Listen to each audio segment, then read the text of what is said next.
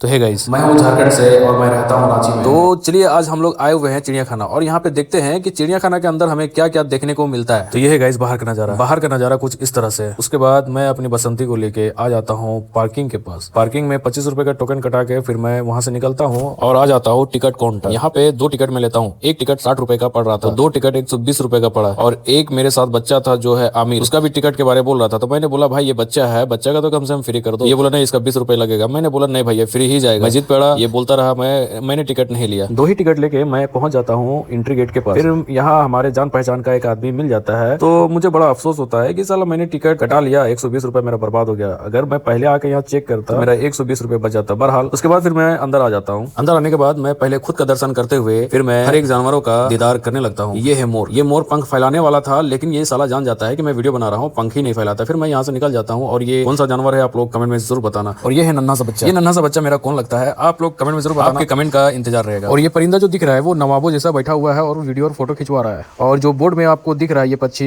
ये तीतर है। सेम टू सेम पिंजड़े के अंदर वही तीतर नजर आया। उसके बाद फिर मैं यहाँ से आगे बढ़ जाता हूँ। इन परिंदों का नजारा लेते हुए मैं आगे बढ़ जाता हूँ और पहुंच जाता हूँ टाइगर के पास। और इस टाइगर को देखता हूँ मस्त मस्तानी चाल पे चल रहा था। और इस रेड टाइगर को देख के व्हाइट टाइगर भी वही चाल चल रहा था। आखिर इन दोनों के बीच क्या था वो ये दोनों ही जाने। और आप लोग कमेंट में जरूर बताना कि आखिर इन दोनों के बीच में क्या चक्कर चल रहा है। फिर मैं यहाँ से आगे बढ़ जाता हूँ और पहुंच जाता हूँ पीने वाले जल के पास। जी हाँ ये पीने वाला पानी है लेकिन मुझे कुछ अच्छा नहीं लग रहा था तो मैं पानी नहीं पीता हूँ और यहाँ से आगे बढ़ जाता हूँ और पहुंच जाता हूँ इन लोमड़ियों के पास। इन लोमड़ियों का नजारा लेते हुए फिर मैं आगे बढ़ जाता हूँ। यहाँ से आगे बढ़ने के बाद मुझे नकली हाथी दिखते हैं तो मैं इसका वीडियो बना लेता हूँ और फिर यहाँ से आगे बढ़ता हूँ। और यहाँ पे मैं देखता हूँ एक मछली के ऊपर 3 बच्चे बैठ के खेल रहे हैं। और आपको इस चिड़ियाघर में मिल जाएगा रेस्टोरेंट और बैठने का अच्छा खासा इंतजाम भी किया हुआ है। फिर मैं आगे बढ़ जाता हूँ और पहुंच जाता हूँ इस पुराने झूले के पास जो कि कभी भी टूट के गिर सकता है। ये हाल है इस चिड़ियाघर का। यहाँ पे आप झूला झूलते हो तो आप अपने रिस्क पे झूलना। फिर मैं आगे बढ़ जाता हूँ और ये पहलवान जी नजर आते हैं। ये पहलवान जी तो अपने कंधे पे लकड़ी और सांप को बैठाए हुए है। फिर मैं पहुंच जाता हूँ इस बैठने वाले जगह के पास। यहाँ पे आप देख सकते हैं किस तरह से टूटा फूटा ये बैठने वाला जगह है। अगर आप इस पे बैठते हो तो कभी भी टूट सकता है। तो ये हाल है इस चिड़ियाघर का।